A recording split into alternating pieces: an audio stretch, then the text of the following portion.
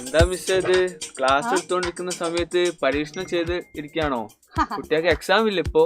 അതാണ്, എക്സാം ആയതുകൊണ്ടാണല്ലോ ഞാൻ പരീക്ഷണ നിരീക്ഷണങ്ങൾ നടത്തിക്കൊണ്ടിരിക്കുന്നത്.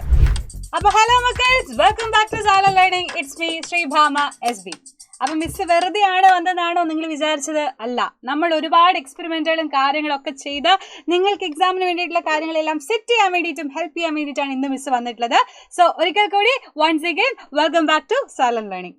സോ മക്കളെ, നമുക്ക് അടിപൊളിയായിട്ട് എന്ത് ചെയ്യണം, നമ്മുടെ ക്ലാസ്, നമ്മുടെ ബേസിക് സയൻസിലെ ഒരു ചാപ്റ്റർ ഉണ്ട് അല്ലെ, ആസിഡ് ബേസസ് എന്നൊരു ചാപ്റ്റർ ഉണ്ട്. അതിൽ ഇമ്പോർട്ടൻ്റ് ആയിട്ടുള്ള ഒരു കോണ്ടന്റ്, ഒരു വീഡിയോ ആയിട്ടാണ് മിസ് വന്നിട്ടുള്ളത്. ശരിക്കും പറഞ്ഞാൽ നിങ്ങൾ ഇത് പഠിച്ചിരിക്കണം.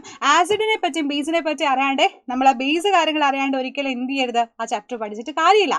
സോ അതുകൊണ്ട് നമുക്ക് എന്ത് ചെയ്യാം, ഏറ്റവും ഇമ്പോർട്ടൻ്റ് ആയിട്ട് നിങ്ങൾക്ക് പഠിക്കേണ്ട ആസിഡ് ആൻഡ് ബേസസ്, ആസിഡുകളും ബേസുകളും എന്ന ചാപ്റ്ററിന്റെ ഒരു കോണ്ടന്റ് നമുക്ക് നോക്കാം. റെഡി അല്ലടാ, സെറ്റ് അല്ലടാ, പവർ അല്ലേ? സോ നോക്കിക്കോ. മെയിൻ ആയിട്ട് നമുക്കറിയാം ആസിഡ് എവിടെയൊക്കെ കാണുന്നുണ്ട്, എല്ലാത്തിലും ഉണ്ട്. മെജോറിറ്റി പറഞ്ഞാൽ നമ്മൾ കഴിക്കുന്ന എല്ലാ ഫുഡ് ഐറ്റംസിലും ആസിഡ് ഉണ്ട്. സോ ആസിഡിനെ പറ്റി നിങ്ങൾക്ക് എക്സാമിന് എന്തൊക്കെയാണ് അറിയേണ്ടത്, അത് കംപ്ലീറ്റ് ആയിട്ട് മിസ് എന്ത് ചെയ്യും, ഈ ഒരു വീഡിയോയിൽ പറഞ്ഞുതരും. സെറ്റ് ആണല്ലോ, റെഡി ആണല്ലോ? അപ്പോൾ ഞാൻ നോക്കിക്കോ. ആസിഡ് ഫസ്റ്റ് നിങ്ങൾ പഠിക്കേണ്ട ഒരു കേസ് എന്ന് പറഞ്ഞു കഴിഞ്ഞാൽ, ഏതൊക്കെ ഫുഡ് ഐറ്റംസിൽ ഇതെല്ലാം ആസിഡ് അടങ്ങിയിട്ടുണ്ട് എന്ന് എൻ്റെ മക്കൾ പഠിക്കണം. അപ്പോൾ ഇതാ ഫസ്റ്റ് തന്നെ ലെമൺ മിസ് വെച്ചിട്ടുണ്ട്. ലെമൺ കഴിച്ചു കഴിഞ്ഞാൽ എന്ത് ഫീലാ? പുളി പുളി അല്ലേ? യെസ്, ആ ഒരു ടേസ്റ്റ് എന്ന് വെച്ചാൽ സിട്രിക് ആസിഡ് എന്ന് പറയുന്ന ഒരു ആസിഡ് കണ്ടന്റ് ഉള്ളതുകൊണ്ടാണ് അതിന് എന്ത് ടേസ്റ്റ് വരുന്നത്, ഈ പുളി രുചി, സോഫ്റ്റ് ടേസ്റ്റ് വരുന്നത്. ഇങ്ങനത്തെ ഒരു ഇതാവും നമ്മൾ അല്ലേ, ആ കുട്ടി കാണിക്കുന്ന എക്സ്പ്രഷൻ ആയിരിക്കും നമ്മളൊരു ആസിഡ് കഴിക്കുമ്പോൾ. സോ നാരങ്ങയിലാണെങ്കിൽ ആസിഡ് ചെയ്താൽ ചോദിച്ചാൽ നിങ്ങൾ വേഗം സിട്രിക് ആസിഡ് എഴുതി കൊടുത്തോണം. റെഡി അല്ലേടാ? അതേപോലെ നമുക്ക് പുളിയുടെ കേസ് പറയുകയാണെങ്കിൽ, ടാമറിൻ്റെ കേസ് പറയുകയാണെങ്കിൽ ഏതാ പറയാൻ പറ്റുക, അതാണ് ടാർട്ടാറിക് ആസിഡ്. അത് നിങ്ങൾ സിമ്പിളായിട്ട് പഠിക്കാൻ ടാറ്റാ ചെയ്താൽ മതി.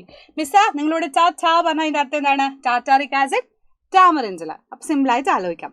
ഇനി കേർഡ് മിൽക്കൊക്കെ ആണെന്നുണ്ടെങ്കിൽ ലാക്റ്റിക് ആസിഡ് ആണ് പ്രൊഡ്യൂസ് ചെയ്യുന്നത്. വേണമെങ്കിൽ LC എന്ന് പഠിച്ചു വെച്ചോ. ലാക്റ്റിക് ആസിഡ് കേർഡിലുണ്ടെന്ന് പഠിച്ചു വെക്കാൻ, LC എന്ന് പഠിച്ചു വെക്കാം. റെഡി? അപ്പൊ അത് നമ്മൾ സെറ്റായിട്ട് പഠിച്ചു കഴിഞ്ഞു. ഇനി അടുത്ത ഫുഡ് ഐറ്റംസ് ഏതൊക്കെയാണ്? ഒരുപാടുണ്ട് അല്ലേ. നമുക്ക് വേണമെങ്കിൽ ടൊമാറ്റോയിൽ പറയാം, സ്പിനാച്ചിൽ പറയാം. സ്പിനാച്ചിൽ ഓക്സാലിക് ആസിഡ് ഉണ്ട്, ഓറഞ്ചിൽ സിട്രിക് ആസിഡ് ഉണ്ട്. അങ്ങനെ നമ്മൾ കഴിക്കുന്ന എല്ലാ ഫുഡ് ഐറ്റംസിലും മെജോറിറ്റി എന്തുണ്ട്, ആസിഡ് കണ്ടന്റ് ഉണ്ട്.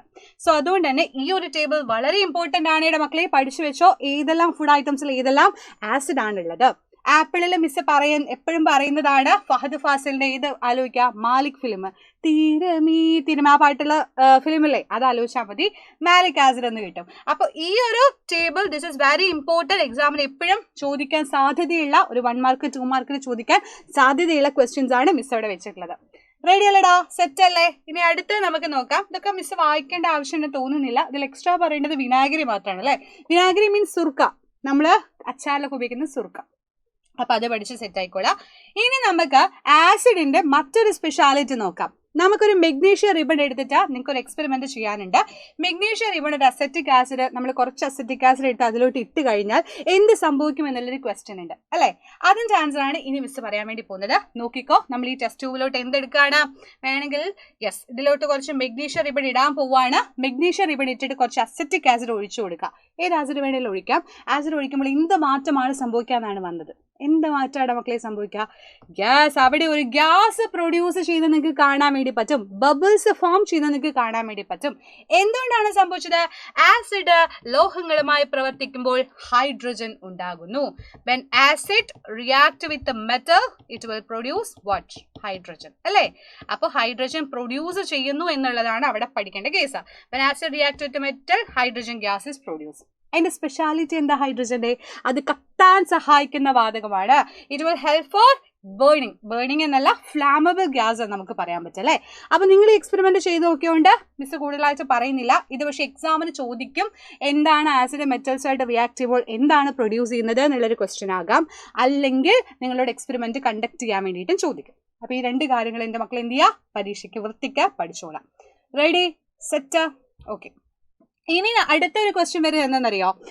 അച്ചാറൊക്കെ ഉണ്ടാക്കുന്ന സമയത്തെ അല്ലെങ്കിൽ നാരങ്ങ ഉപ്പിലിട്ടുന്ന സമയത്ത് നമ്മൾ എപ്പോഴും എന്ത് പാത്രത്തിലേ വെക്കുള്ളൂ? ചില്ല് പാത്രത്തിൽ ഇട്ട് വെക്കുള്ളൂ. അല്ലാണ്ട് ഒരിക്കലും മെറ്റൽസിൽ നമ്മൾ സൂക്ഷിക്കാറില്ല. അത് എന്തുകൊണ്ടാണെന്ന് നിങ്ങളോട് എക്സാമിന് ചോദിക്കാനുള്ള സാധ്യതയുണ്ട്. അപ്പോൾ നിങ്ങൾ എന്ത് ആൻസർ ചെയ്യണം? ഈ അച്ചാറൊക്കെ ചില്ല് പാത്രത്തിൽ സൂക്ഷിക്കാനുള്ള റീസൺ എന്താണെന്ന് ചോദിച്ചാൽ നമുക്ക് പറയാൻ പറ്റും. ആസിഡ് ലോഹങ്ങളുമായി പ്രവർത്തിക്കുന്നുണ്ട്. അത് പ്രവർത്തിക്കുന്ന സമയത്ത് ഹൈഡ്രജൻ ഗ്യാസ് പ്രൊഡ്യൂസ് ചെയ്യുന്നുണ്ട്, പ്ലസ് സോൾട്ടും പ്രൊഡ്യൂസ് ചെയ്യുന്നുണ്ട്. അതുകൊണ്ട് തന്നെ നമുക്ക് എന്ത് ചെയ്യാൻ പറ്റില്ല? അച്ചാറുകൾ സൂക്ഷിക്കാൻ ലോഹപാത്രങ്ങൾ ഉപയോഗിക്കാൻ പറ്റില്ല. Metals contain are not use for store pickles എന്നുള്ള കേസ് ആലോചിച്ച് വെക്കാം. അതുപോലെ നമ്മൾ തൈര, മോര് തുടങ്ങിയ ചേർത്ത കറികൾ ഉണ്ടാക്കാൻ മൺപാത്രങ്ങൾ ഉപയോഗിക്കാറുണ്ട് അല്ലേ?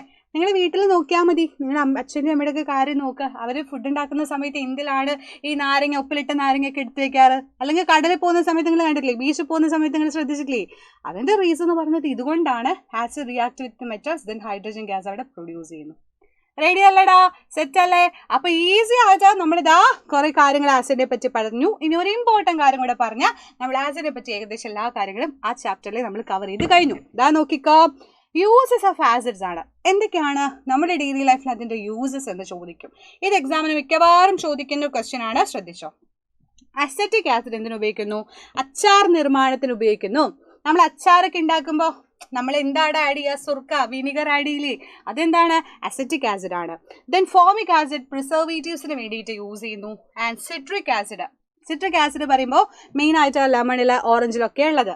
അപ്പോൾ അതൊക്കെ പുളിരുചിയുള്ള സാധനങ്ങളാണ്. അതൊക്കെ നമ്മൾ എന്തായിട്ട് ഉപയോഗിക്കാറുണ്ട്? നമ്മൾ ലൈമെങ്കിലും കുടിക്കാതിരിക്കൂലല്ലോ ഇല്ലേ? അപ്പോൾ അതുകൊണ്ട് അതൊക്കെ പാനീയങ്ങൾ ഉണ്ടാക്കാൻ യൂസ് ചെയ്യുന്നു. ദെൻ സൾഫ്യൂരിക് ആസിഡ് ലബോറട്ടറിയിൽ, നമ്മുടെ ലാബുകൾ എപ്പോഴും നോക്കുമ്പോൾ കാണുന്നതാണ് ലബോറട്ടറിയിൽ. അതുപോലെ വാഹനങ്ങളുടെ ബാറ്ററികളിൽ, ഫെർട്ടിലൈസേഴ്സിൽ അഥവാ മാനുഫാക്ചറിങ് ഓഫ് കെമിക്കൽ ഫെർട്ടിലൈസേഴ്സിലൊക്കെ യൂസ് ചെയ്യുന്നതാണ് sulphuric acid. Clear? And nitric acid രാസവളം, പെയിന്റ്, ചായങ്ങൾ, കെമിക്കൽ ഫെർട്ടിലൈസേഴ്സ്, പെയിന്റ്, ഡൈസിന് വേണ്ടിയിട്ട് ഡൈസ് എന്നിവയിൽ നൈട്രിക് ആസിഡ് യൂസ് ചെയ്യുന്നു. ടാനിക് ആസിഡ് എന്ന് പറയുമ്പോൾ തന്നെ നിങ്ങൾ കുറച്ച് എന്താലോചിക്കുക, കുറച്ച് ഹെവി ആണല്ലോ ടാനിക് എന്നൊക്കെ പറയുമ്പോൾ. അപ്പോൾ കുറച്ച് തുകൽ, മഷി എന്ന് വെച്ചാൽ ലെത്തറിൻ്റെ ഒക്കെ കുറേ സാധനങ്ങൾ നിങ്ങൾ കണ്ടിട്ടുണ്ടാവുമല്ലോ. അപ്പോൾ ആ ഐറ്റംസ് ഒക്കെ ഇതാക്കാൻ വേണ്ടിയിട്ട് ഹെൽപ്പ് ചെയ്യുന്നതാണ് tannic acid. Last one carbonic acid. നമ്മൾ എപ്പോഴും കുടിക്കുന്ന സാധനങ്ങളാണ് കാർബോണേറ്റഡ് ഡ്രിങ്ക്സ് അല്ലേ? എല്ലാവർക്കും ഇഷ്ടമായിരിക്കും അങ്ങനത്തെ ഡ്രിങ്ക്സ് കുടിക്കാൻ. അപ്പോൾ അതിൽ നിങ്ങൾ ഇനി കുടിക്കുമ്പോൾ ആലോചിക്കുക എന്തുണ്ട്? അത് കാർബോണിക് ആസിഡ് ഉണ്ട് എന്ന് ആലോചിക്കാം. ക്ലിയർ അല്ലേ? സെറ്റ് അല്ലേ? അപ്പൊ ഇതാണ് മെയിൻ ആയിട്ട് നിങ്ങളോട് പറയേണ്ട കാര്യം. അപ്പോൾ ആസിഡിനെ പറ്റിയുള്ള കുറേ കാര്യങ്ങൾ നമ്മൾ പഠിച്ചു കഴിഞ്ഞു. ഇത്രയൊന്നുമല്ല, ഇനിയും കുറേ കാര്യങ്ങൾ അതിനെപ്പറ്റി പഠിക്കാനുണ്ട്. സോ അതുകൊണ്ട് തന്നെ ക്ലാസ് 7 നാളെ എന്ന് വെച്ചാൽ കൃത്യം 28-ാം തീയതി കൃത്യം 7:00 മിസ് ഒരു ലൈവ് ആയിട്ട് വരുന്നുണ്ടോ മക്കളെ? അപ്പൊ എല്ലാവരും എന്ത് ചെയ്യുക? മാക്സിമം ആ ലൈവിൽ ജോയിൻ ചെയ്യുക. അടിപൊളിയായിട്ട് പഠിച്ച് നമുക്ക് ഫുൾ മാർക്ക് സെറ്റ് ചെയ്യാനുള്ളതാണ്.